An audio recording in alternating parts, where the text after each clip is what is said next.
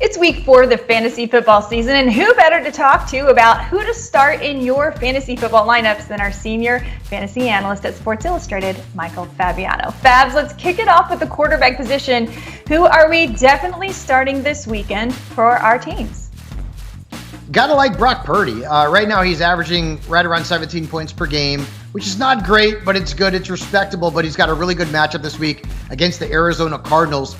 Purdy's a guy who beat them for nearly 20 points in their last meeting. I think he's a top 15 option at worst, the quarterback spot. And then let's go to Daniel Jones. I get it. 2 of his first 3 games this year have been dreadful, but he's got a really good matchup on Monday night against the Seattle Seahawks. Their defense has allowed more than 20 points per game to quarterbacks this year, including 23.5 to Andy Dalton just last weekend. And who are you going to sit at the quarterback position this weekend? I'd be aware of Deshaun Watson. I know he's had 2 20-point games in the first 3 weeks, but he's kind of matchup-based. And this week's matchup is not great against the Baltimore Ravens. We think this is probably going to be more of a low-scoring game, maybe leaning on the run a little bit more. When you look at the numbers, the Ravens have really been tough on quarterbacks.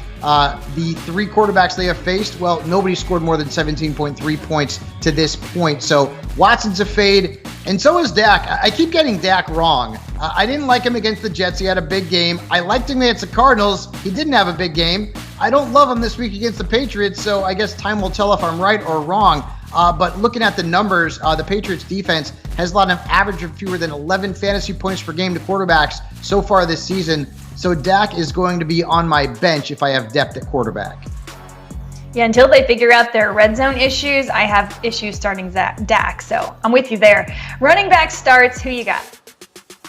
I'm starting Javonte Williams this week, and I get it. I mean, he's averaging fewer than 10 points per game. He has scored single digits in every single game this year, but this is the Bears. I mean, their defense is awful. They've given up 7 total touchdowns and the second most fantasy points to running backs this year. So I think this could be a breakout game for Javonte Williams. I'm also going to start James Cook. Could be a high-scoring game. The total is 53.5 right now between the Bills and the Dolphins, who scored 70 last week against the Denver Broncos. This is a good matchup for Cook as well. Miami's defense has allowed 3 running backs to score more than 15 fantasy points so far this season.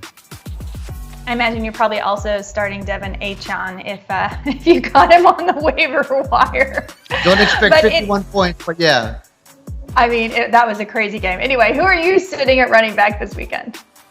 And again, this is more stardom and pray, I guess you could say. But Rachaad White is a matchup-based starter. We love the volume. He's playing all of the snaps, getting all the touches in the Buccaneers backfield. But he's not a guy that's going to put up great numbers every week. Just look at last week against the Eagles. I don't love the matchup against the Saints this weekend. They've given up just 7 touchdowns and an average of fewer than 20 points per game to running backs since the start of last season.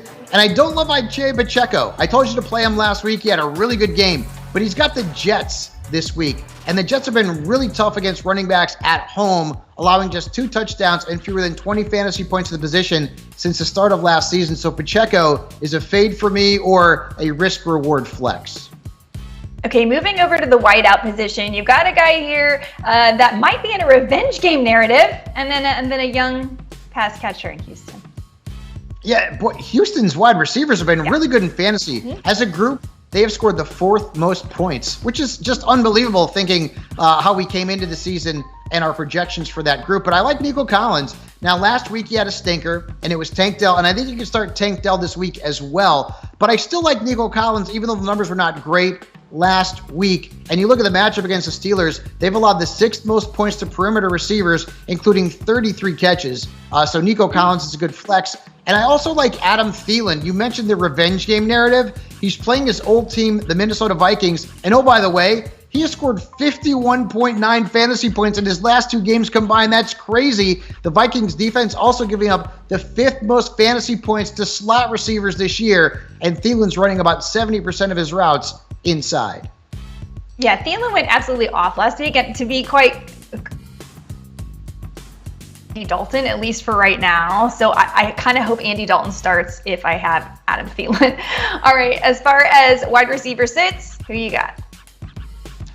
Nuke Hopkins is found a spot in my sit-em list, unfortunately, for the last couple of weeks. Didn't love the matchup this week. Don't love the matchup going forward here. And it seems like he's fallen into the Julio Jones and Andre Johnson and Randy Moss category. Let's hope that doesn't continue of veteran wide receivers who go to Tennessee and their stats go into the toilet.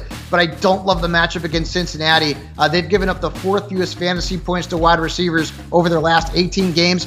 And I don't love Zay Flowers this week. And this may be an unpopular opinion because he's had a pretty good floor, but the Browns defense is really good. I mean, they've held perimeter receivers to the 2nd fewest fantasy points after 3 weeks. That includes Jamar Chase and Nuke Hopkins not scoring much of anything against Cleveland. So beware Zay Flowers this week. He's a flex at best. All right, moving over to the tight end position. Who are we firing up this weekend?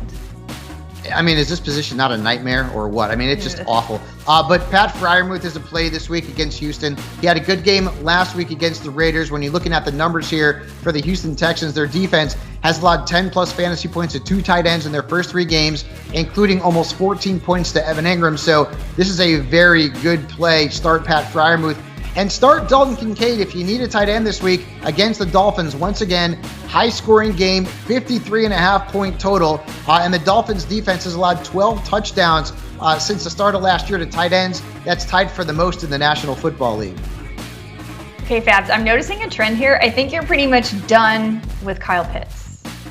I think we all should be. And it's not on him. It's the offense. He just doesn't fit. I mean, look at his numbers. He's averaging 6.2 points per game. He scored double digits 3 times in his last 13 games. I mean, that's dreadful for a guy we all thought was a unicorn at position. It doesn't even matter what the matchup is. I just can't play Kyle Pitts. He's splitting snaps with Jonnu Smith. It just doesn't get it at all. It baffles me. And then finally, Dalton Schultz, who we all thought was going to be a pretty good option, right? Maybe a security blanket for CJ Stroud.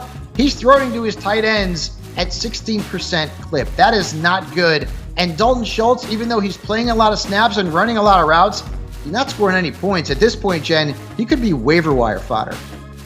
Yeah, it looks like CJ Stroud just doesn't need that security blanket. I'm just incredibly impressed with how good he's looked through the first few games of the season. And he's someone that some of you should be targeting on your waiver wires as well. We have all kinds of advice for you over at SI.com. Who to start, who to sit, and how to win your fantasy football leagues. Visit us at SI.com/fantasy.